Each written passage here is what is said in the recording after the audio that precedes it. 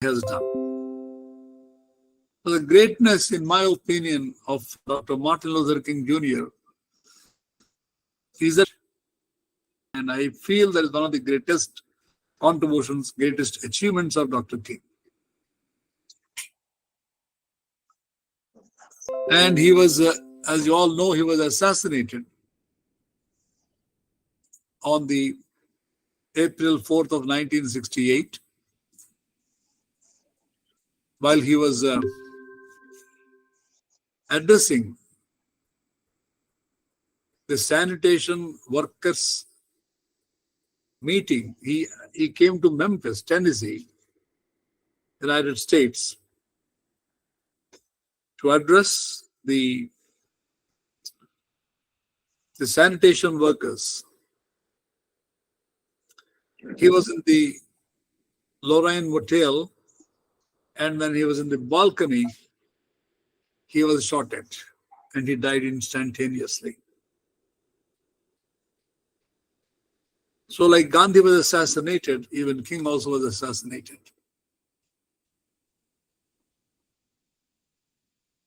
So I first would like to request Dr. Sriram Sonti to present the life of Martin Luther King Jr., the prime incidents, the major factors or major turning points in his life. And then we will go ahead with the discussion on the technique of nonviolence as adopted by Dr. Martin Luther King Jr. So Dr. Sriram Sonti. Namaste. I'm in US for last 48 years. I have read about King, not to the extent Professor Prasad Garu. He gave a lecture and he taught at the University of Nebraska, as he was saying. And his knowledge is much more in depth of spirituality and all. Mine is mostly confined to the various images I came across between Gandhiji and Martin Luther King Jr., how they got connected. He inherited the philosophy of Gandhi for US, especially about the white supremacy in the southern part of USA, and how he fought it to create an equal status for African Americans who were in slavery for about 200 years, almost 200 years. So I made a small presentation. I put together a small presentation to talk about the bridge between Gandhi and Martin Luther King Jr. As you can see, the picture I put there on front on the page is they're both colorful personalities, but they're not just brown or black. Their intent is widespread. Their content is a large base of knowledge towards unity and diversity, and also peace among all of us. Here, there was recently a sculpture was instituted in the city of Boston, in a place called Boston Garden, and it's called Embrace. I'm going to show the picture very soon. But there's a small quotation which was placed under the monument where it says, "Love is such a powerful force, it is there everyone for to embrace." Yes, love is such a powerful force, it is there for every one of us to embrace. That kind of unconditional love for all of humankind. It is not just at the personal level, but the world at large and the humanity at large.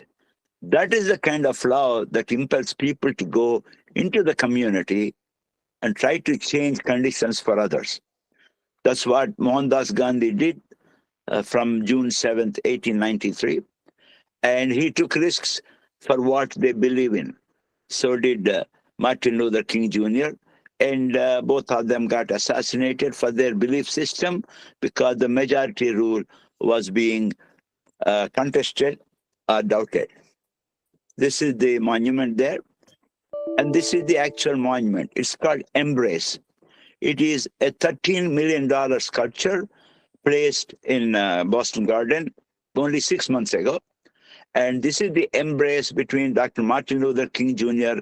and his beloved wife, Coretta Scott King. There's both controversy and also a lot of love towards this sculpture. Now I'm going to go through a little bit of pictorial biography of Martin Luther King Jr., the life and legacy, which I try to put together from the material I have at home. Here is a book called I Have a Dream, written by Margaret Davidson. It's a very simple book where she describes the growth of a spiritual side of Martin Luther King Jr. He says here, Martin Luther King had a dream. We will have a final land and a better people. Because when he was living, the country was in a disorder and chaos, separating black and white separately. When Martin Luther King grew up in South, black people were treated very badly. They had to go to separate schools. They could only ride in the back of the bus, and in many places, they were not allowed to vote. Even as a young boy, Martin knew that this was wrong, and when he grew up, he did something about it. He made speeches, he led marches, he made everyone to think about what was fair. And Martin Luther King was an important leader in the U.S., our nation, she says, U.S., and a great teacher for all of us.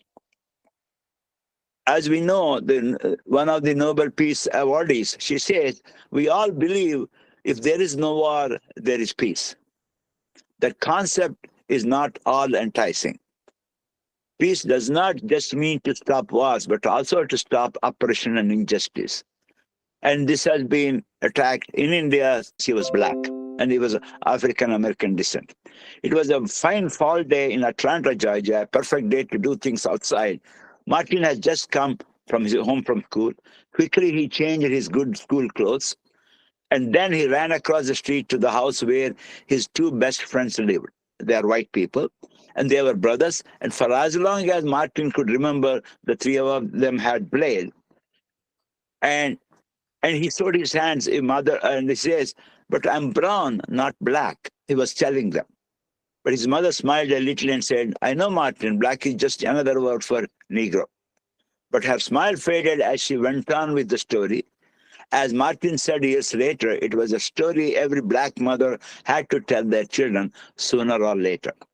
Because they wanted to keep Negroes in their place, they started practicing something called segregation. This is the word. Segregation got introduced into the vocabulary worldwide with this concept of separating in South Africa apartheid and in US segregation. Once more, Martin was puzzled. Maybe you have had enough big words for today. And she said, go, why don't you run out and play? And she wanted him to think. As Martin was turned to go, she held him back for a moment and said, I've given you a great deal to think about today, son. But much of it you will probably forget. But there's one thing I do want you to remember. What is that one thing? You must never feel that you are less than other people. Interestingly enough, she doesn't use the word whites, because just like we cannot use the word Negro these days, using the word white is an offense of highest kind. So you are as good as anyone. This is the important, the seed sown in the mind of young Martin Luther King, who pursued equality for people of African American descent who are blacks, who were slaves in this country. And he accomplished it in a non-violent way, as Mr. Prasad has said. One day he and Martin were, and also another experience he had with his father. His father and he were going in a family car. A white policeman signaled for him to pull over and use the word, show me your license, boy, to the father, as belittling him. And the policeman said, this was the way white people often spoke to Negro men. It was another way they had keeping black people in their place. Daddy King looked at him hard, and then he pointed to Martin, his young, who was in the thing. Do you see this child here? He said in a quiet but very firm voice, that is a boy, and I am a man. He said softly, the son is a boy, but I'm a man. So he wanted to be addressed according to age and maturity. Not long after, he and Martin took a walk, happened to pass a big shoe store. Martin needed shoes, so they went inside and sat down in some seats near the door. Suddenly, a clerk standing in front of them says, "What do you think you are doing? You know, you can't sit here." Again, segregation there, whites and blacks, because the store caters to the needs of both whites and blacks. "There's nothing wrong with these seats," Daddy King answered, "but they are quite comfortable, in fact, because they are for whites." The clerk's face grew red, and you know that no Negroes have to sit in the back of the store, and that is the rule. So you might as well stop being high and mighty and take it like the rest. And now Daddy King got angry. "We'll buy shoes sitting here, or we won't buy shoes at all." And then he grabbed Martin's hand and stamped out of the store. His anger frightened Martin a little, but finally he tugged on his father's hand. "I don't understand. The front and the back of the store look the same to me." So let me see this incident in perspective of two other lives. One important life is Mohandas Gandhi, June 7th, 1893. When he was traveling in the first-class compartment, he was thrown at the Peter Marisburg station, then called Marisburg, at 9 p.m. on that Wednesday. And then he tried to resist the institutional racism and rest of history.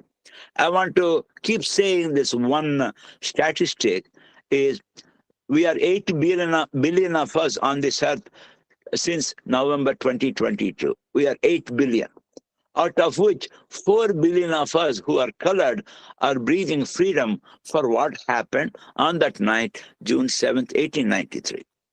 On that day, the young lawyer Gandhi had three options. One, to pack the bags and stock, lock, and barrel and go home as a coward.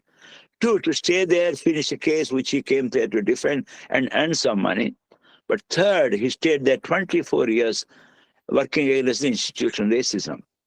And we all, as I said, 4 billion benefited from his thought process to lay down a plan of nonviolence, our satyagraha movement, so we can eliminate the disparity in white and blacks.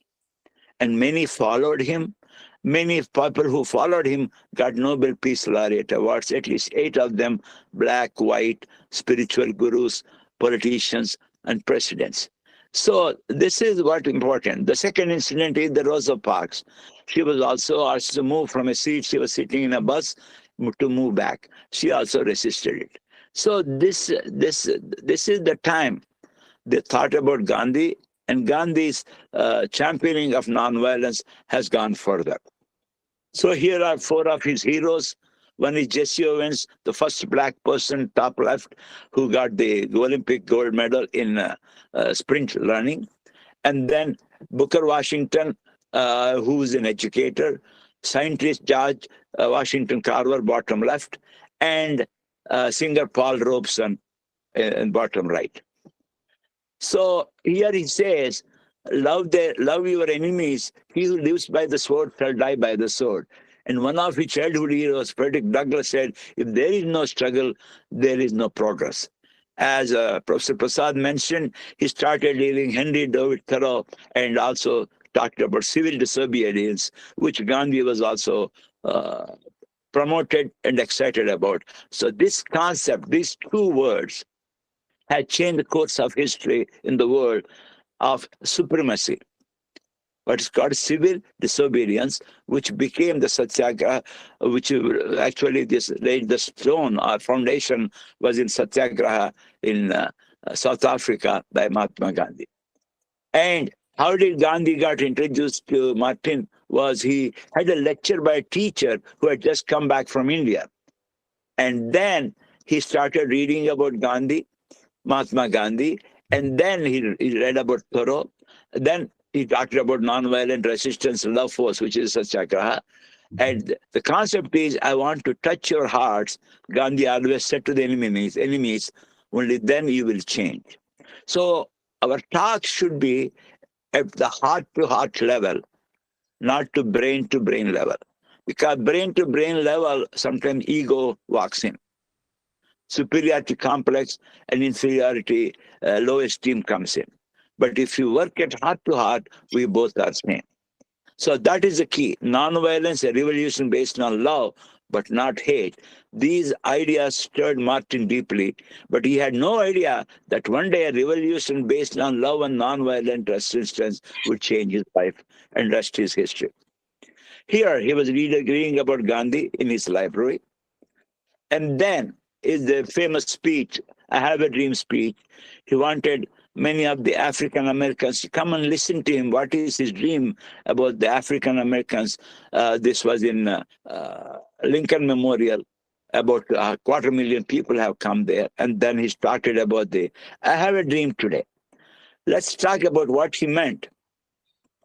He went on saying, all God's children, black men, white men, Jews and Gentiles, Protestants and Catholics will be able to join hands and sing in the words of that old Negro spiritual. Free at last, thank God Almighty, we are free at last. And Lincoln was the one who released this emancipation document, and then Negroes were kept out of slavery. There was a hush after Martin reached the end of his speech. Then the huge crowd began to clap and cheer for Martin's dream of a new America. Many were crying, and the two women who had been strangers before, one white and black, turned and hugged each other. That is the most beautiful, holiest moment in the history of mankind. And all these seeds were sown in Martin's mind by Mahatma Gandhi. Here is the connection between Mahatma Gandhi and Martin Luther King Jr. And his son, the third, speaks about Martin Luther King when he was younger. And this is the monument created in Washington in honor of Martin Luther King Jr. The monument is behind. In front are the Martin Luther King III, the son, and the Yolanda, his granddaughter, who is an eloquent speaker who I had the opportunity to hear at the Stanford meeting in 2019 during the 150th birthday anniversary of Mahatma Gandhi. So all others are lectures by Charles Freer Andrews, George Washington Carver. All these ones really influenced and also Howard Thurman, who was a professor at Harvard University, who brought three other black Americans to mission to India in 1935 before Gandhiji was assassinated. These are all called African American Gandhis. And they introduced the concept of Gandhi, the philosopher, for Martin Luther King Jr. to listen to. And how that was facilitated by Madeline Sline, who was also called, I forgot the name, Mira Ban. She was invited to the lecture in Harvard University, which is a black university in Baltimore, and she spoke here. And then she facilitated meeting for those 3 or 4 African professors, American professors, with Mahatma Gandhi. Then they came back and shared their thoughts about it. That was called the Pilgrimage of Friendship. And then in 1959, Martin Luther King Jr. wanted to make the pilgrimage to India. At that time, he learned about him in 1949, and he soon wrote about Gandhi in his schoolwork as a person who greatly reveals the working of the Spirit of God. And always, King says, Jesus has provided the method and concept, and Gandhiji has provided the means. This is the way to do that. But actually, the other way around. Jesus provided the means, and Gandhi provided the method to facilitate peace through nonviolence. So this was started in February 3rd, 1959. And then he was accompanied by photographer, biographer Lawrence Reddick and all those. And these are a couple of the pictures when he was received in Bombay. And then he went all over the country and met many people and shared the ideology of Gandhi with himself and others. Here he placed the wreath at Gandhiji's Rajghat place. And these are the 2 books I referred. So this is a book where Time magazine has Martin Luther King Jr., his life and legacy. Here he said he was named Time Magazine's Man of the Year in 1964. He had become part of the world stage. Then in 1964, he met Pope Paul VI and recipient of Nobel Peace Prize on Wednesday, October 14th. He was presented the award on December 10th, saying in his acceptance speech, I accept the Nobel Prize for Peace at a moment when 22 million Negroes of the United States of America, again, I accept this prize of peace at a moment when 22 million Negroes of the United States of America are engaged in a creative battle to end the long racial injustice. Incidentally, this word is long night of racial injustice. And whatever happened to Mohandas Gandhi was also night at 9 p.m. Dr. King gave the whole amount of prize money to aid the civil rights movement. This was his picture on the cover of Time magazine. Here he says in the stride toward freedom, my skepticism concerning the power of love gradually diminished. I came to see for the first time its potency in the area of social reform. Prior to reading Gandhi, I had about concluded that the ethics of Jesus were only effective in individual relationships, not among large populations of people. The turn of the other cheek philosophy and the love your enemies philosophy were only valid, I felt, when individuals were in conflict with other individuals. But when racial groups and nations were in conflict, a more realistic approach seemed necessary. But after reading Gandhi, I saw how utterly mistaken I was. Gandhi was probably the first person in history to lift the love ethic of Jesus above mere interaction between individuals to a powerful, effective social force. To a powerful, effective social force on a large scale. For Gandhi, love was a potent instrument for social and collective transformation. It was in this Gandhian emphasis on love and nonviolence that I discovered the method for social reform that I had been seeking. He found that process. I came to feel that this was the only morally and practically sound method open to oppressed people in their struggle for freedom. Again, let me say, I came to feel that this was the only morally and practically sound method open to oppressed people in their struggle for freedom. Here he says, I had come to see that the Christian doctrine of love operating through Gandhian method of nonviolence was one of the most potent weapons available to our African Americans in the struggle for freedom. Again, he says, Jesus Christ furnished the spirit and the motivation while Gandhi furnished the method. I would like to end here with this concept. So what are we living for during our lifetime? We live in our lifetime first to sustain our own selves. For sustenance, I agree, we need food, water, and all resources. Once we have that, what should we do after that? So we are of the belief as a human, as a birth of a human being, extend it to our family. And if we can, and we should share, to extend it to the community, the world at large, and if necessary, get killed in that attempt. And that's what these two noble human beings have done. Mohandas Gandhi or Mahatma Gandhi and Martin Luther King Jr. And there are many who followed him, especially Nelson Mandela, who got freedom for his nation in South Africa. And Martin Luther King Jr., of course, got freedom for civil rights for the African Americans. In Lech Wałęsa in Poland, Dalai Lama is still fighting for his existence for Tibet. And like Cesar Chavez for farmers in California, Larry Kramer for the LGBTQ, for those people, homogeneous people, and all these very important movements going on. Why are they going on is what bothers me. That means still this racial injustice is continuing across this humanity. And what can we do to facilitate? So I want many or most of you to come to Pietermaritzburg, where this movement has started. I'm not making a pitch or a marketing pitch, but I want all of us to realize we are breathing freedom, but for what happened at Pietermaritzburg on June 7th, 1893. Let's all go celebrate and breathe again on the platform and remember what Mohandas Gandhi has said. I welcome you all to this concept, to this thought process. I wish we all celebrate this movement and extend it to all next generation who are beneficiaries of their sacrifice, and tell them to extend it to the less disadvantaged people, whatever resources they have.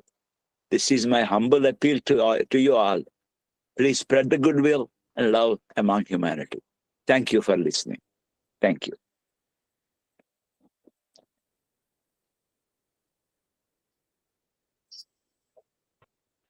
Dr. Did you complete, Andy? Yeah, finished, Andy. Thank you.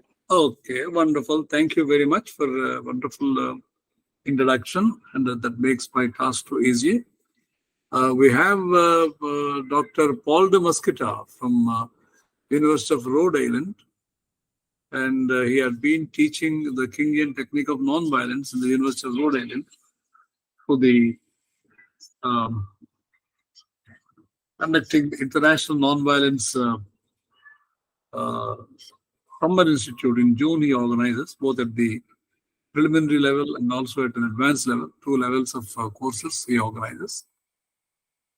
And he is one of the outstanding experts on King. In fact, if he is willing, that is especially the 6 principles of Kingian nonviolence, if we all can hear, I too would like to be a student and listen to him. Paul, will you be kind enough to talk to us about the Kingian technique of nonviolence, especially the 6 principles, especially the pilgrimage to nonviolence of Dr. King?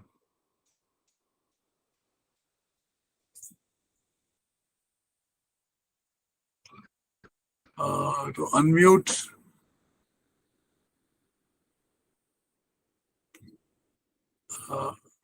You have to unmute Paul. Yeah. Yeah.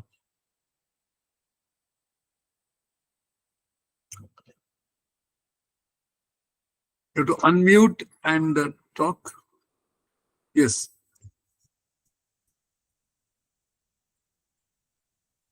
Mm-hmm. We don't have the fortune of hearing your voice right at the moment.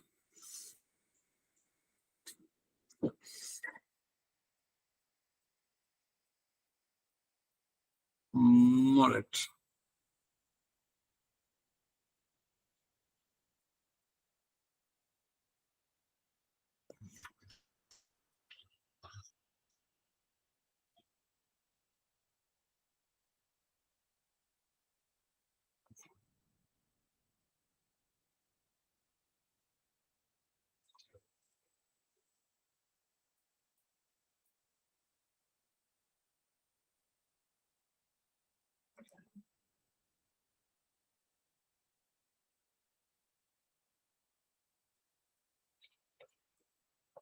Yes.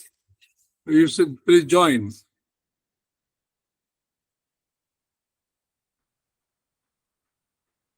Oh, that's not working.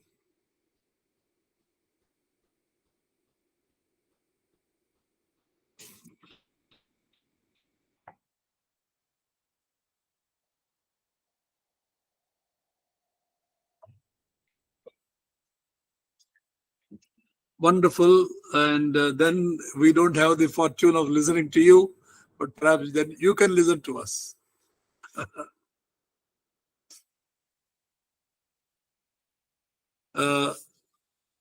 Now, the kind of presentation that has, or the argument that King advanced is very profound in terms of why we should take to nonviolence.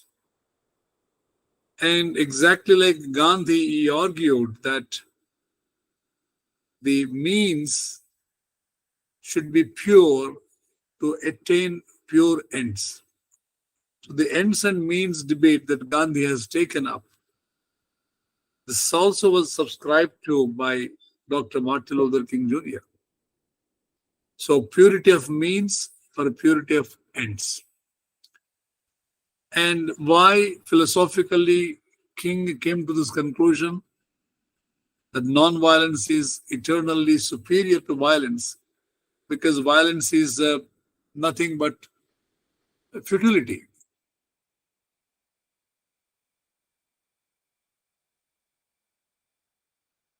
King said that violence creates further problems and leads to damage and destruction and further alienation. Because there is, in the process of using violence, there is an utter disregard for human values, utter, in fact, dislike for others. Because when a person goes to the extent of extinguishing life in the others, that means that person is not to be found on this planet Earth. So he said, the king said that violence creates further problems and leads to damage and destruction and further alienation. It does not have an ultimate goal. The seeds of destruction are contained within violence. So the only thing that results from it is more violence. This is what Dr. King said about violence. In fact, this is also very much similar to what General Douglas MacArthur also said about violence. While talking about Gandhi, he said, all men eventually cannot believe that the process of mass application of force to resolve contentious issues is not only fundamentally wrong, but contains within itself the seeds for self-destruction. So a man of war believes that for humanity to progress, for the civilization to survive, all men have to accept the Gandhian belief of accepting non-violence. Paul, are you able to successful so far? Yes. Oh yes, we are able to hear you now. Yes. Wonderful. Okay. Wonderful. So, would you like me to add some commentary? All the 6 points. Okay.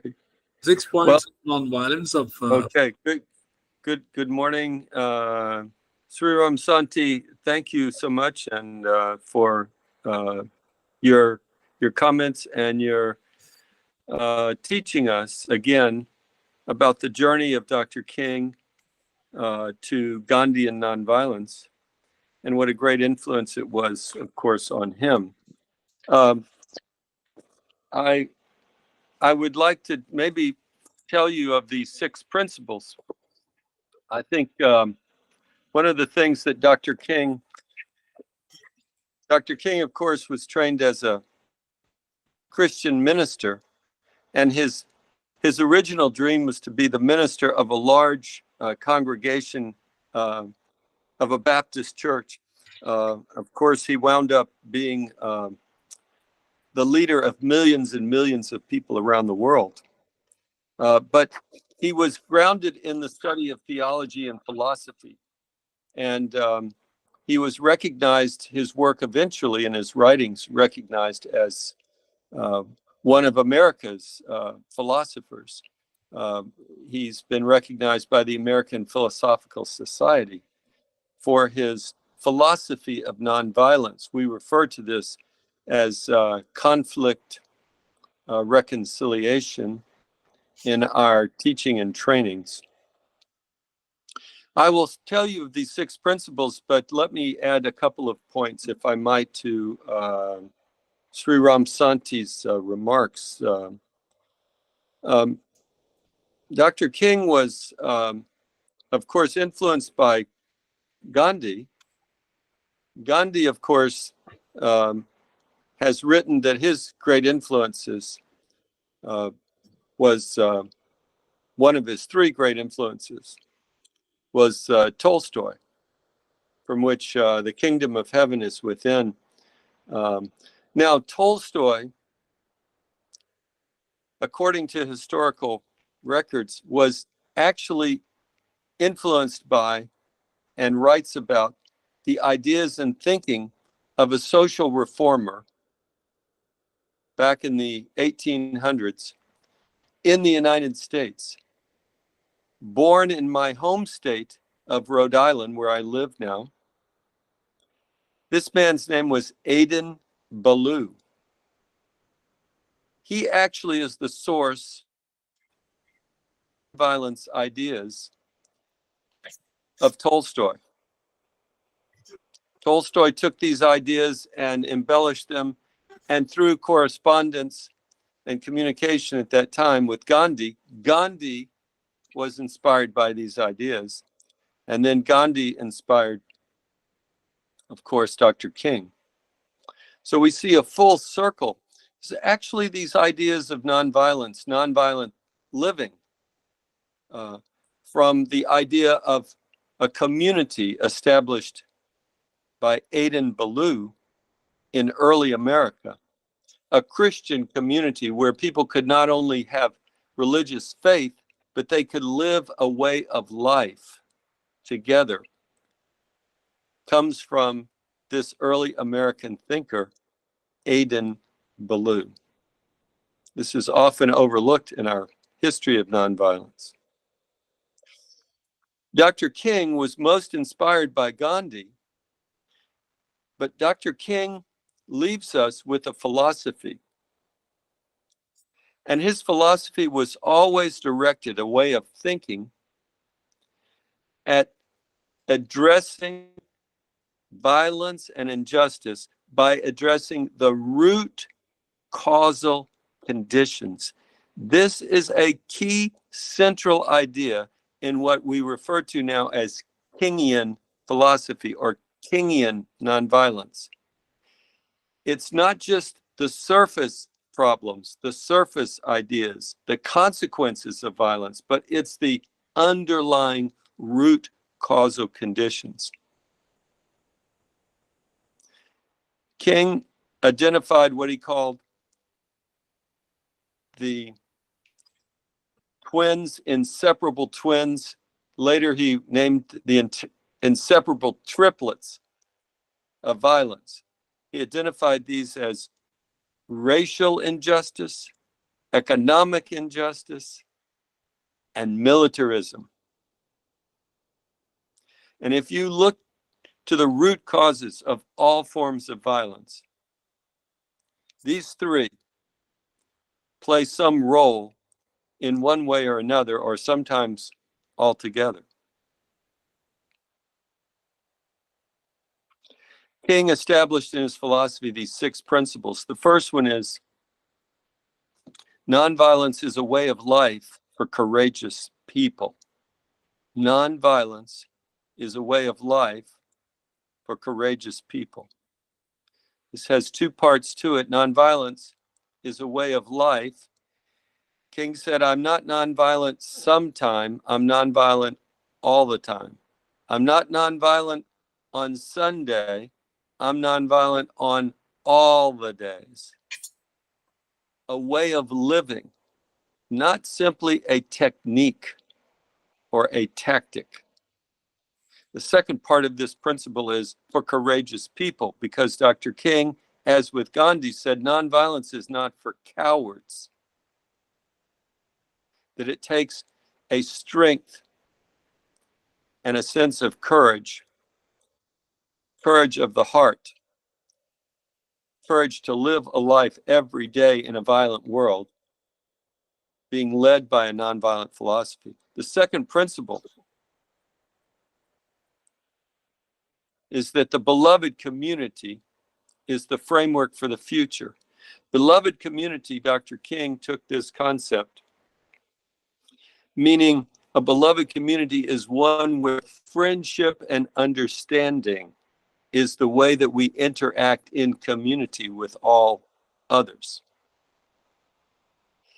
And that it's the framework for the future, meaning, of course, that it isn't something that we immediately realize today just because we embrace these ideas, but it is a very long-term process. The work we do today as advocates of nonviolence, Gandhian and Kingian thinking and others, is work that will create seeds that could bloom and blossom 50, 100, 200 years from now. So we must have a long-term blueprint and view. The third principle, attack forces of evil, not persons doing evil. Now, King, being a spiritualist and a religious thinker, used the words evil. But what he's referring to here are these injustices, these racial and economic injustices, the militaristic violence of war and the war machinery.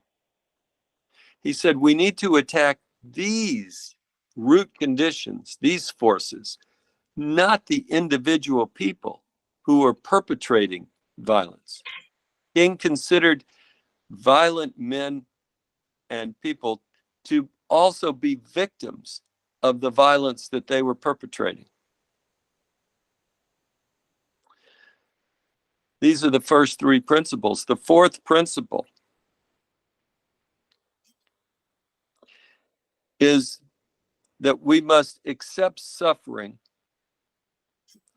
without retaliation for the sake of the cause to achieve a higher purpose and goal. Accept suffering without retaliation. Many people think this is enough to be nonviolent, but King believed if you're just living a life accepting suffering and not retaliating, you could easily become a victim. King said you needed purpose, you needed a cause, a higher purpose, and you needed a specific goal, not just aimlessly suffering. You had to have a particular goal. And in all of the movements that Dr. King led, there was a specific achievable goal. Of course, Dr. King wanted to end racism, but he never had a movement where the goal was to achieve racism. He had a movement to change segregated seating on public buses. He had a movement in Washington, D.C. By the way, Sri Santi mentioned this beautiful speech. This movement was not just the March on Washington. It was called officially by King and Bayard Rustin, the March on Washington for Freedom and Jobs. It was to establish economic justice. The fifth principle of Dr. King was to avoid not just external violence, but internal violence of the spirit. Avoid external violence, external physical violence, as well as, and more importantly, avoiding internal violence of the spirit. We know, as a psychologist and behavioral scientist, I can tell you, violence begins in our minds. It begins in our brains with attitudes and thinking and thoughts and impulses. These get translated into outward forms. Dr. King really believed that we needed to change ourselves inwardly. This we often refer to as Dr. King's principle of agape love.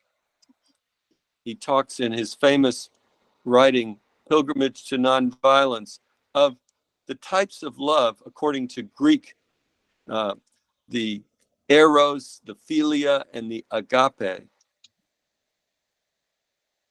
The romantic love, the brotherly love, and the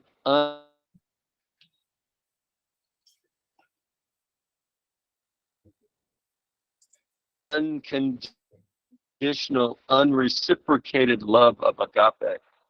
Brotherly love is nice, but it's conditional, Dr. King said. If you love me, okay, I will love you back. The high form for Dr. King was not reciprocated love, but a higher, what he called disinterested love.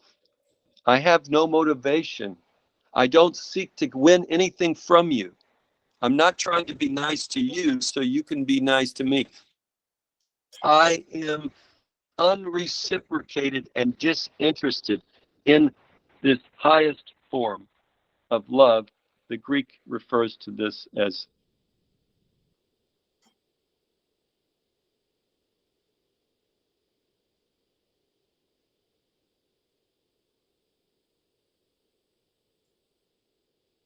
agape.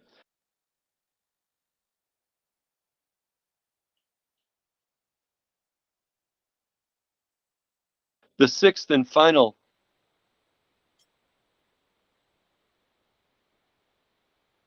principle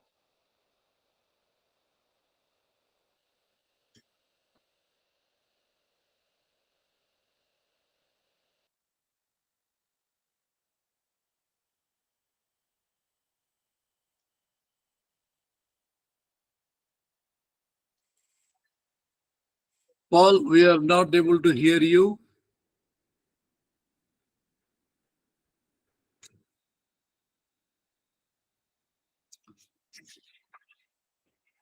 is that the The sixth universe principle, yeah,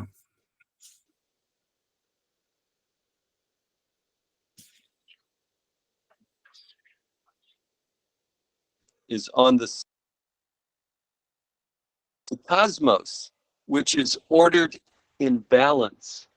The interrelated. Dr. King often in many of his talks and speeches would say that the arc of the moral universe is long, but it bends toward justice.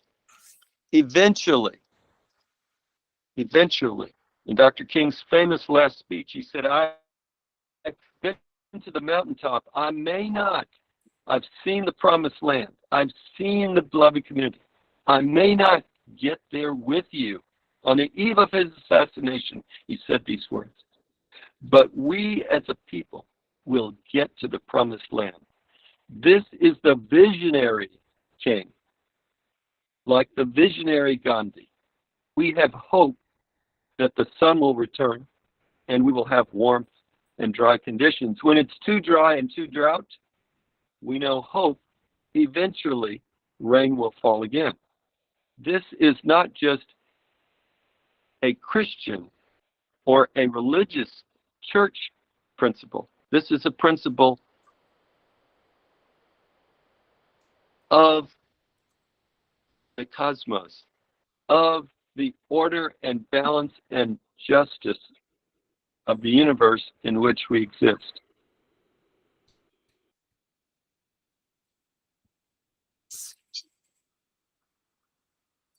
These are the six principles of Dr. Martin Luther King that are derived from the ideas and writings and thinking of Mahatma Gandhi, influenced by Leo Tolstoy, who found these ideas in letters written to him in the 1800s by an early American thinker, Aidan Ballou. Thank you for letting me join you today. And I look forward, hopefully, if the resources are available for me, I will be joining you in South Africa. Thank you. thank you. Thank you, Paul. Thank you very Prasad. much. Yes, we very much look forward to seeing you in South Africa. Your contributions, your inputs are most valuable.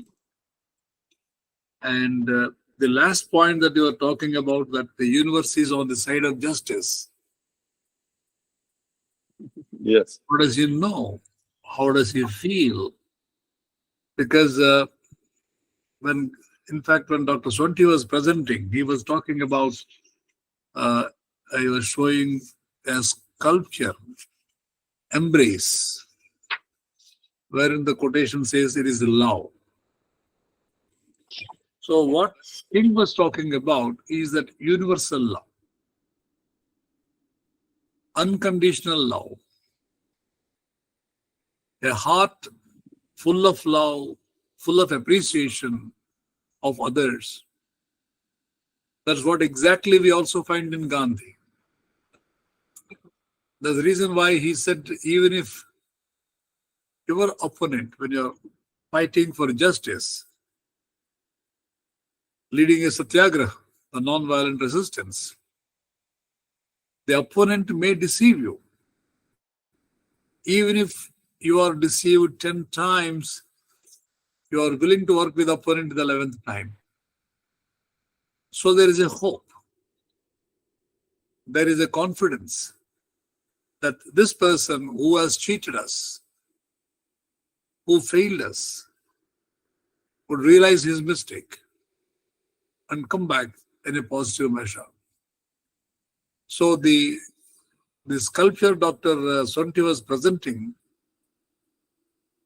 it is not merely the love between a man and a woman, but it is something beyond. So that's what has to be emphasized and that should be understood. Dr. Siramgar, would you like to say anything about that? Kindly unmute and speak.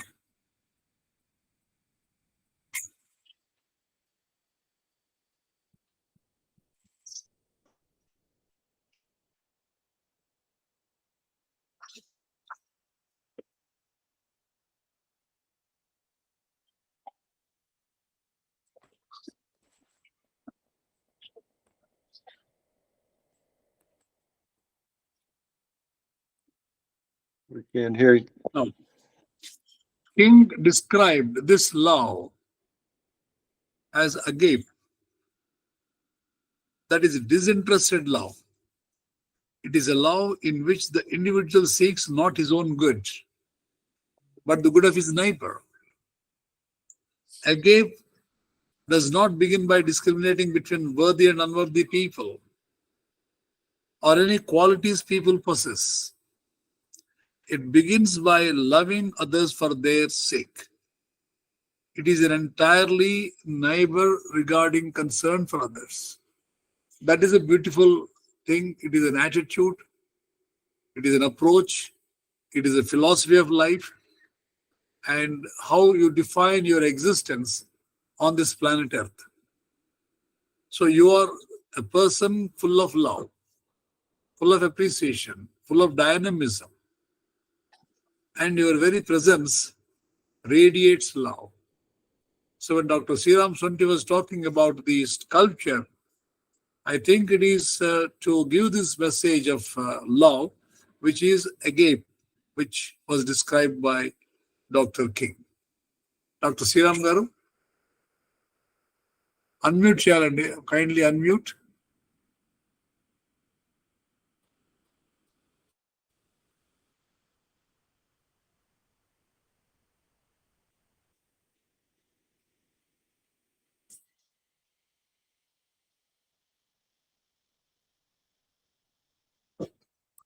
Now, will Dr. Sudhanshu Shekhar like to say something because you are also from the philosophy department? Dr. Sudhanshu Shekhar.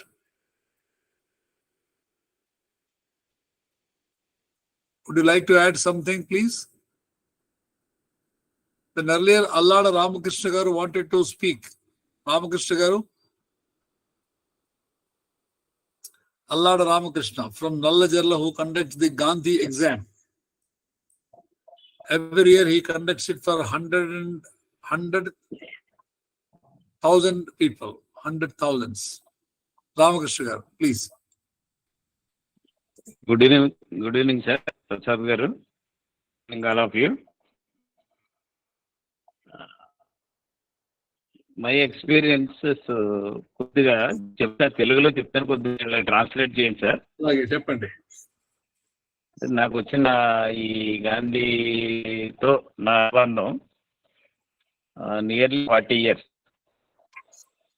నన్ను ఈ Gandhi contest అని స్టూడెంట్స్కి exams conduct చేసే సమయంలో అనేక మంది ఎందుకు మీరు ఈ పని చేస్తున్నారు అని క్వశ్చన్ చేసేవారు. నాకు ఈ ఇండియన్ హిస్టరీలో కానీ ఫిలాసఫీలో కానీ బాగా అత్యంత ఒక హీరో లాగా, లీడర్ లాగా కనపడింది నాకు గాంధీ. సరే, గాంధీ గురించి ఎవరు చెబితే బాగా మనకి అర్థం అవుద్ది అన్న విషయానికి వస్తే, నిజానికి తల్లి తండ్రి గురువు చెప్పాలి. కానీ నేను చదువుకునే రోజుల్లో కూడా చాలా తక్కువ గాంధీ గురించి లెసన్స్ మేము ఏ దశలోనూ సరిగ్గా చదవలే. ఒక ఎంఏ ఫిలాసఫీలో కూడా గాంధీ ఫిలాసఫీని సబ్జెక్ట్ తీసుకోవాల్సి వచ్చింది తప్ప ఒక ప్రైమరీ కానీ హై స్కూల్ స్టేజెస్లో ఈ గాంధీ గురించి ఎక్కడ తెలుసుకునే అవకాశం తెలియలే. కానీ నాకు తెలిసింది, నేను ఆ కాలంలో సినిమాస్, ఇండియన్ కల్చర్కి సంబంధించిన సినిమాలు బాగా చూసేవాడిని. NT Ramarao, late the great Indian legend in cinemas and politics. ఆయన తీసిన సినిమాల్లో 300 సినిమాలలో నటిస్తే ఆయన అందులో ఒక 150 సినిమాలు తీస్తే 150 సినిమాల్లో మాత్రం గాంధీ గురించి ప్రస్తావన లేకుండా, గాంధీ గురించి మాట్లాడకుండా లేని సినిమాలు సుమారు 150 సినిమాల్లో నేను అబ్జర్వ్ చేశానండి. అలాగే ఇన్ 1975 ఒక ఫిల్మ్, బహుశా మీలాంటి పెద్దలకు తెలిసి ఉండొచ్చు, హిందీ ఫిల్మ్ రీమేక్, అది దో ఆంకే బారాహత్. గాంధీ సిద్ధాంతాలకి ఈ రోజు కూడా ఆమోదయోగ్యమే. ఇప్పుడు కూడా మనం చిత్తశుద్ధి ఉంటే అమలు చేస్తే గాంధీ సిద్ధాంతాలు ఆ పునాదులు కరెక్ట్ గానే ఉన్నవి అని నిరూపించడానికి తీసిన ఫిల్మ్ అది. అది తెలుగులో రీమేక్ చేయడం జరిగింది ఎన్టీఆర్తో. మా దైవం ఆ సినిమా పేరు. ఒక కరడు కట్టిన ఖైదీలను గాంధీ సిద్ధాంతాలు వాళ్ళకి అర్థమయ్యేలా చెప్పి ఆచరణాత్మకంగా తీర్చిదిద్దిన ఒక జైలర్ కథ అది. నన్ను 1975లో ఆ సినిమా విపరీతంగా గాంధీ వైపు ఆలోచించే స్థితికి తీసుకెళ్ళింది నన్ను. నేను ఇంటర్మీడియట్ చదివే రోజులు అవి. అలాగే జస్ట్ 1 year గ్యాప్లో 77 ఆ తర్వాత మేలుకొలుపు అని ఒక బాల నేరస్తుల సినిమా. అందులో కూడా చెడు వినవద్దు, చెడు కనవద్దు, చెడు చేయొద్దు, దీన్ని కాన్సెప్ట్ తోటి తీసిన సినిమా అండి. అది పూర్తిగా పిల్లలతో తీసిన సినిమానే. అది కూడా ఎన్టీఆర్ ఓన్ ఫిల్మ్. ఆ ఫిల్మ్ కూడా పూర్తిగా గాంధీ సిద్ధాంతాలను బేస్ చేసుకుని ఉన్న సినిమానే.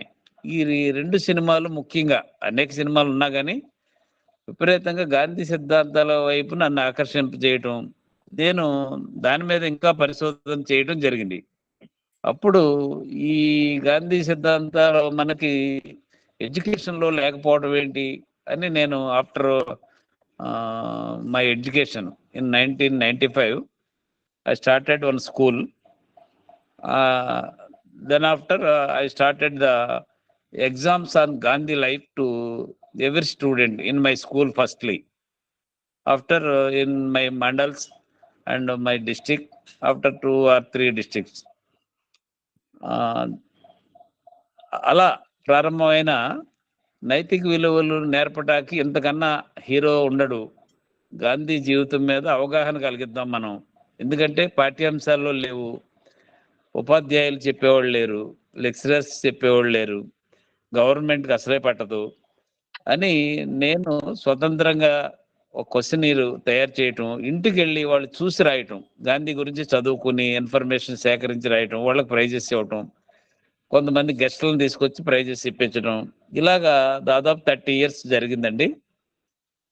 ఇటీవల ఒక 2 years బ్యాక్ సినిమా హీరో ఆర్ నారాయణమూర్తి అన్న ఆయన చీఫ్ గెస్ట్ గా పిలవడం జరిగింది, మా లోకల్ ఎమ్మెల్యేని. ఆయన ఈ పెద్ద బహిరంగ వేదికలోనే చాలా గట్టిగా కామెంట్ చేయడం జరిగింది. ఈ దేశానికి స్వాతంత్రం తెచ్చిన మహాత్ముడు గురించి పరీక్షలు పెట్టి నేర్పించవలసిన కర్మ పట్టింది మనకి. గాంధీ గురించి తెలవకపోవడం ఈ దేశంలో ఎంత దౌర్భాగ్యం ఇది అని ఆయన వేదిక మీద చాలా గట్టిగా మాట్లాడటం జరిగింది. కారణం ఏంటంటే మా ఎగ్జామ్స్ ఎలా కండక్ట్ చేస్తున్నాం, ఆ క్వశ్చన్ పేపర్లు అన్ని స్టడీ చేశాడు ఆయన ఒక 1/2 hour. అందులో ఆన్సర్ షీట్స్ కొన్ని స్టూడెంట్స్ రాశారు. మహాత్మా గాంధీకి పిల్లలు ఎంతమంది, వాళ్ళ పేర్లు అని ఒక క్వశ్చన్ ఉంటుందండి. అందులో సోనియా గాంధీ, రాజీవ్ గాంధీ, రాహుల్ గాంధీ అని పేర్లు రాయటం చూశాడు ఆయన. ఈ దౌర్భాగ్యం ఏంటి? పరీక్షలు పిల్లలకు కాదు, ఎమ్మెల్యేలకి, ఎంపీలకి, పెద్ద పెద్ద మాస్టర్లకి, లెక్చరర్స్ కి పెట్టండి రామకృష్ణ గారు అని చాలా ఘాటుగా విమర్శించడం జరిగింది ఒక 1000 మంది సభలో. ఇది నాలో ఉన్న ఆవేదన కూడా అదే. పిల్లలకి నేర్పాలి, ఎలా నేర్పాలి మనం అంటే నేను ఈ మార్గాన్ని ఎంచుకోవటం, నా వంతుగా నేను చేయటం, ఇది యాక్చువల్గా ఇవాళకి కూడా నేను ఇది ఎవరికి అవసరమైన విషయం కాదు. ఇది గాంధీ అంటే ఒకప్పుడు ఐన్స్టీన్ మహాత్ముడి గురించి చెప్పిన మాటలో బహుశా మరి ఇంగ్లీష్ లో మరి ప్రసాద్ గారు చెప్తారు, భవిష్యత్ తరాలు గాంధీ లాంటి మనిషి ఈ భూమి మీద నడయాడాడంటే రక్త మాంసాలతో అవి నమ్మకపోవచ్చు భవిష్యత్ తరాలు అని ఆయన గురించి బాగా తెలిసిన వ్యక్తి కాబట్టి ఆయన జీవన విధానం కానీ, సిద్ధాంతాలు కానీ, ఆచరణాత్మకత కానీ ఐన్స్టీన్ గమనించి చెప్పిన మాటనే ఇవాళ మన ప్రభుత్వాలు, పాలకులు కానీ అన్ని వ్యవస్థల్లోనూ వాళ్ళు పూర్తిగా ఐన్స్టీన్ మాటలని నిజం చేశారని నా ఉద్దేశం. ఎందుకంటే గాంధీ అనే వ్యక్తి ఒక ట్రూ లైఫ్ కాదు, ఇదంతా క్రియేటెడ్ లైఫ్, ఇది ఒక పుక్కిట పురాణం అనే ఆలోచనలో ఉన్నారని నాకు అనిపిస్తుంది. ఎందుకంటే గాంధీ గురించి పాఠ్యాంశాలు ఎలా లేవో నాకు తెలిసి ఆంధ్రప్రదేశ్లో నేను ఏ ఆఫీస్కి వెళ్ళినా ప్రజెంట్ దాదాపు ఒక 10 years బట్టి చూస్తున్నాను, ఎక్కడ గాంధీ ఫోటో లేదండి. ఎక్కడ పోలీస్ స్టేషన్కి వెళ్ళినా, బడికి వెళ్ళినా, గుడికి వెళ్ళినా, ఎక్కడ కూడా ఇవాళ గాంధీ ఫోటోను కూడా రిమూవ్ చేయటం జరిగింది. సో మరి ఇటువంటి పరిస్థితుల్లో ఆయన అహింస పరమోధర్మ అని చెప్పిన ఇంకో విషయం కూడా ఉంది. ప్రపంచం అంతా హింస మాత్రమే వాళ్ళ విలయతాండవం చేస్తుంది, రాజకీయాలతో సైతం. అందరూ నీతులు చెప్పేవాళ్ళే తప్ప ఆచరణాత్మకమైన గాంధీలు ఇవాళ దేశానికి ఒక్కొక్కడు ఉన్నాడేమో బహుశా.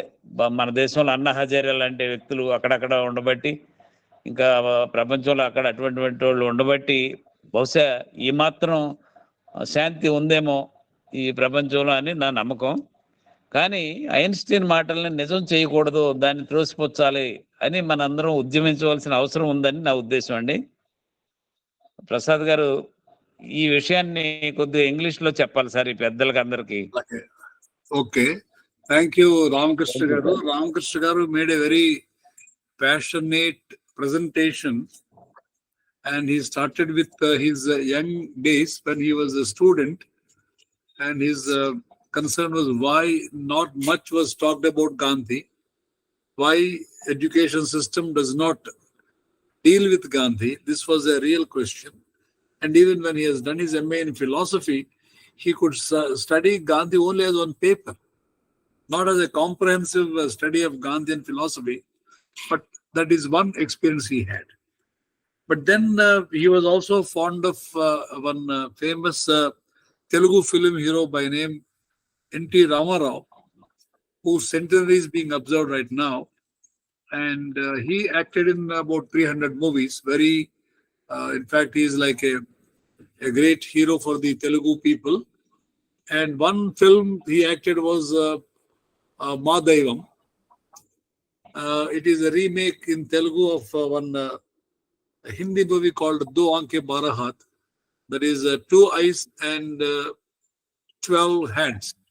That is one jailer takes 6 prisoners and transforms them, and the story goes like that. Similarly, another film by the same hero deals with youngsters changing the society and bringing a lot of changes. And then out of 300 movies, at least 50 movies of N.T. Ramarao, they depict the message of Mahatma Gandhi.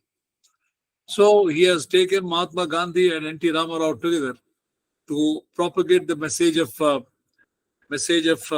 Mahatma Gandhi, peace, non-violence.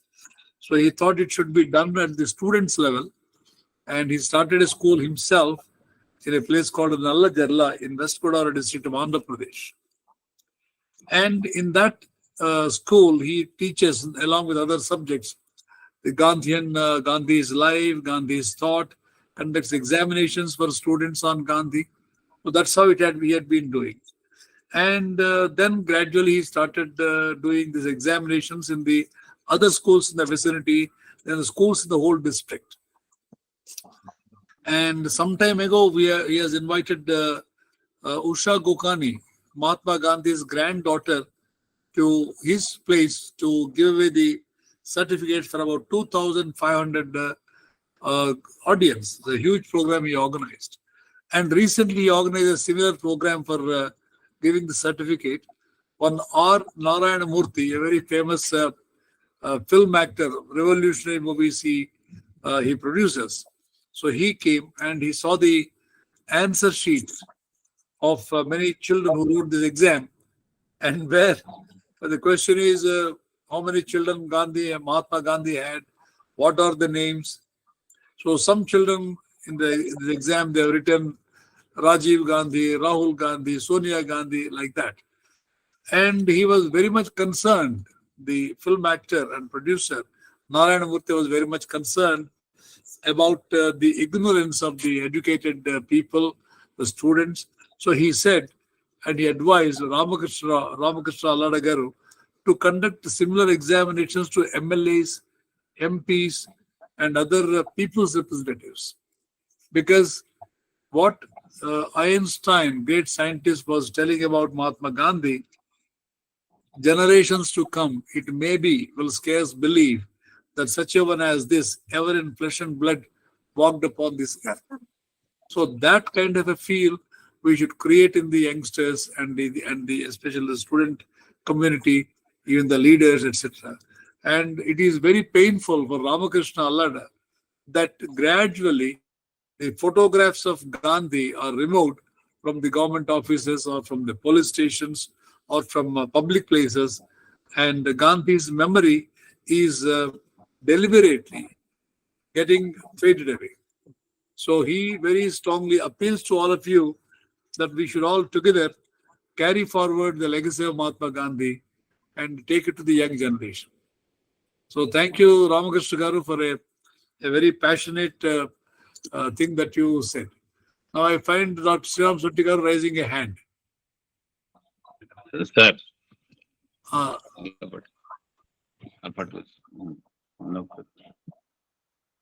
Thank you, sir, Prasad Garu. Thanks, Ramakrishna Garu. Lastly, 1 minute, sir. Sir, well, ఈ సంవత్సరం 2022 గాంధీ జయంతికి hello Vasavi engineering కాలేజీలో engineering students తో 2000 students తోటి exam రాయించడానికి 3-4 times వెళ్ళాను sir. Chairman principal ని request చేశా. Okay. వెళ్తే వాళ్ళు అతి కష్టం మీద వదిలేలేగలేడని యాక్సెప్ట్ చేశారు. అయితే వాళ్ళు ఆన్లైన్ లో పెడదామండి, ఇది మీరు రిటర్న్ ఎగ్జామ్ కుదరదు అని అంటే, సరే అదేదో అలా మీరు అరేంజ్మెంట్స్ చేయండి అని చెప్పి వాళ్ళతో చేయించి రాయించాను సార్. అది ఓకే. 2000 స్టూడెంట్స్ తోటి ఆన్లైన్ ఎగ్జామ్. రైట్. ఒక ½ అన్ అవర్ లో ఎగ్జామ్ కంప్లీట్ అయిపోయిందండి. దానికి ఇంకా ప్రైజ్ డిస్ట్రిబ్యూషన్ పెండింగ్ ఉంది, కానీ అది చాలా సింపుల్ గా ఉంది. దాన్ని ఇంగ్లీష్ లో ట్రాన్స్లేట్ చేసి వాళ్ళ సిస్టమ్ అంతా వాళ్ళు సిస్టమ్ తయారు చేశారండి. అది దీన్ని దేశం అంతా ఇలా చేయటానికి పెద్ద ఇబ్బంది కాదనుకుంటున్నాను నేను, ఇలాంటి పెద్దలందరూ తలుచుకుంటే. Online exam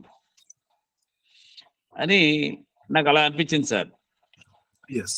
So Ramakrishna Garu has also conducted another experiment recently in the 2022 with the Vasavi Engineering College in West Godavari district. It's a Tadepalligudam, and it's a very famous and very beautiful engineering college in Andhra Pradesh. And I had the pleasure of visiting that college and addressing students there. So he was appealing to the management that we should conduct a. So they at last agreed to conduct this exam, but not on a written exam, but online examination. So he conducted, Lord Ramakrishna conducted such an online examination on Gandhi. About 2,000 students have taken to that examination. Now the prize distribution is still to be done. And what he appeals is that on similar lines, why not we conduct online examination on Gandhi, but youngsters all over the country? I'm sure this is a very good suggestion, and we should discuss this and plan to conduct some program of online examination for students all over the country. We will definitely will work on this. Thank you, Ramakrishna Garu. Now, can Thank I you, sir. request Dr. Sriram Sonti Garu? అది unmute అవ్వట్లేదండి మీది.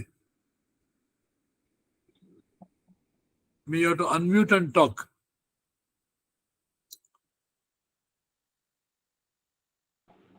మాట్లాడక్కర్లేక మనం అయిపోయింది కదా. తర్వాత నారాయణరావు గారు అనుమోలు నారాయణరావు గారు.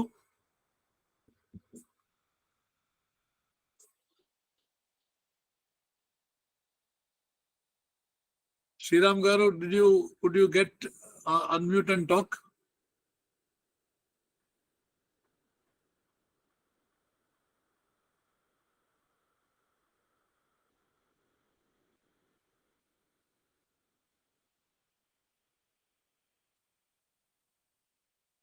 I don't know why today there is some problem in getting yourself unmuted.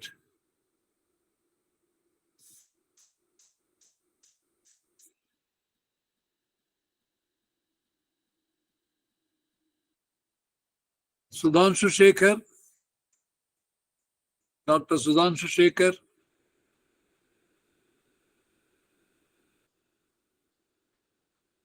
Vigya. Uncle. Yes, would like to add anything else to what our great scholars have said?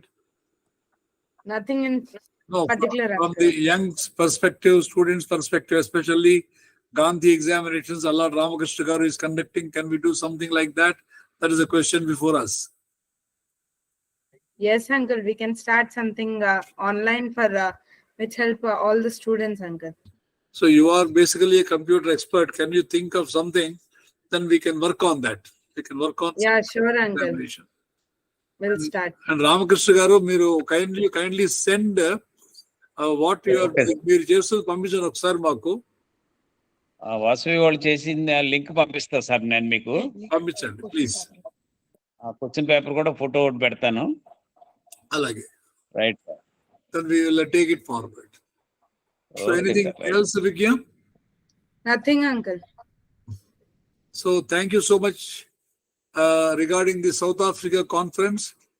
We have received confirmations from about 7 or 8 people already, and other confirmations are coming, and we will inform all individuals directly what needs to be done. Especially the next task is the applying for the visas and blocking the ticket. These are the immediate 2 things need to be done, and we'll work on that and get back to you. So Paul, you are raising your hand. Anything you're saying, adding anything? Paul, yes, thank you. Yes, I wanted to just reply to Ramakrishna and the importance of education, teaching, and training. Otherwise, generation to generation loses these very important ideas. It was Dr. King who said, if humanity is to progress, Gandhi is inescapable. And we have to be active. Nonviolence is not just knowing, it's action. Both Gandhi and King and many others emphasize the importance of action. And I think one of Dr. King's final visions was to internationalize and institutionalize nonviolence education and training. And I think these ideas about students and examinations and assessing what we know of Gandhi, what is being learned and taught of Gandhian ideas is very, very essential. And I commend these remarks about the importance, not just of the ideas themselves, but of the transmission of these ideas from one generation to the next. It's essential. Essential. Hello.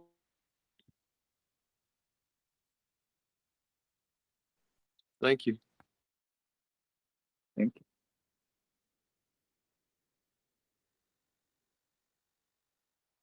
Thank you. Sri Ram Santi. Thank you. Can you hear me now? Yes, we can hear you. Okay. Prasad Garu, can I present some more slides? Few more. Can you share? Sriram Garu, Yeah, can I share a few more slides? Just please. let me share on the assassination.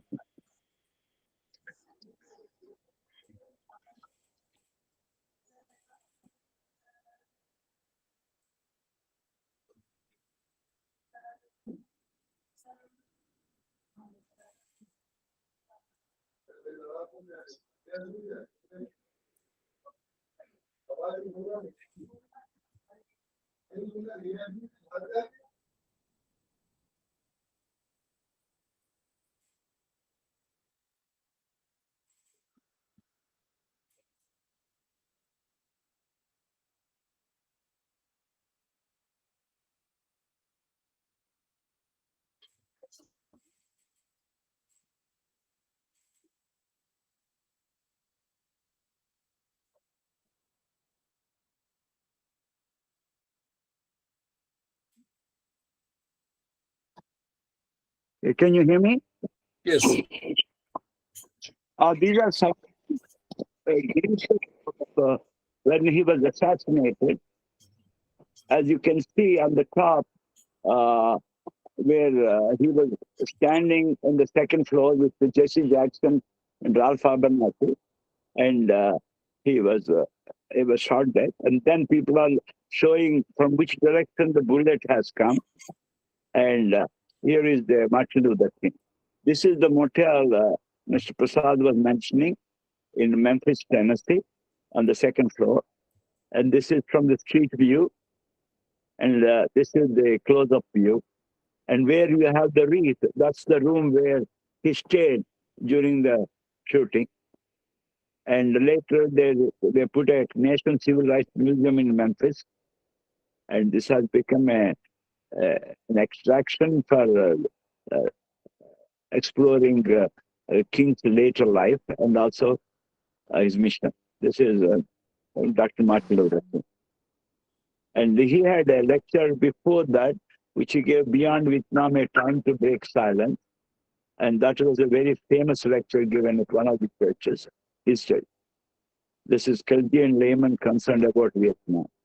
He resisted the drafting and Vietnam War during Johnson era. And Martin Luther King III shares this. While I lost him physically, his strength and spirit have and will always be with me. Dad was killed while in pursuit of creating the beloved community, a world free of racism, poverty, and violence. That's why my family and so many others pick up the torch that he left behind and carry on his fight. I know his spirit is fighting along with us. When he was a child with his father, and with his sister, and with the whole family, Toratos cutting with the library behind them. And this is the monument I showed earlier. And these are all the other, yeah. I just want to. Wonderful. And here, God, Martin Luther King says, love is the greatest force in the universe, as Professor Paul D. Mosquito said. It is the heartbeat of the moral cosmos. He who loves is a participant in the being of God. He who loves is a participant in the being of God, says Martin Luther King Jr. And this is when a cross was burnt in front of their house. White people showing displeasure towards African Americans being there. This is one of the statements President Obama has said when he went to India. He said, what Dr. Martin Luther King Jr. said, this remains true today. The spirit of Gandhi is very much alive in India today, and it remains a great gift to the world. May we always live in the spirit of love and peace among all people and nations. And Barack Obama was saying, what do you call, he signed it on January 25th, 2050. This is all about the assassination. And this is where he is laying down after he was shot. And these are the people that are pointing towards the assassin. And he was being carried on the stretcher and into the limousine. And the blood after the body was removed.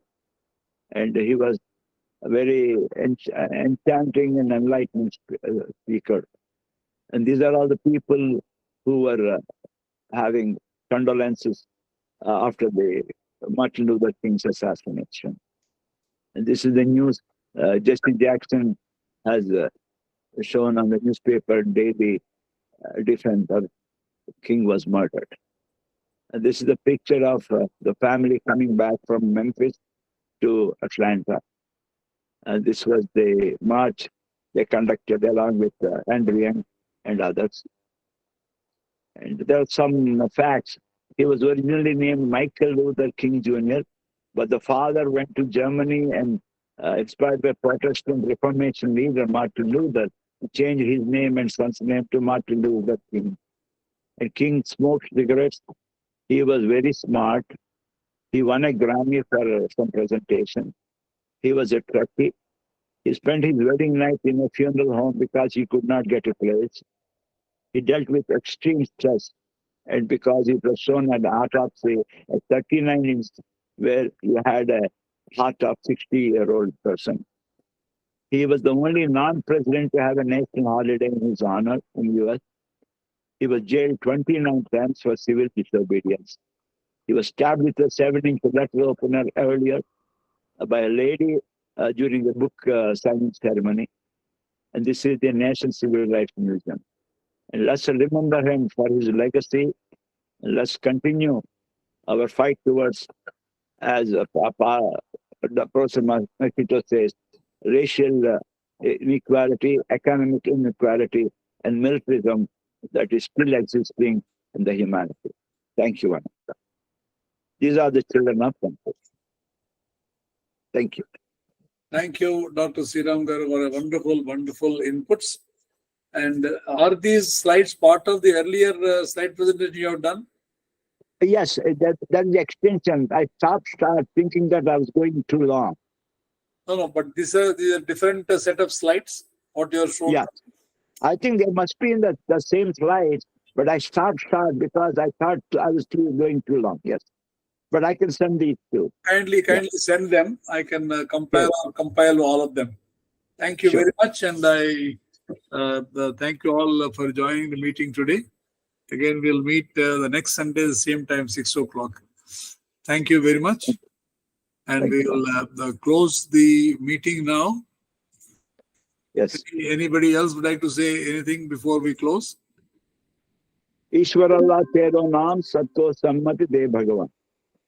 Thank you, and have a good night and a good morning for people who joined from the United States. Thank you very much. Bye. Good day. Thank you, Santi. Thank you, Prasad. Thank you. I'll call you again. We'll talk later.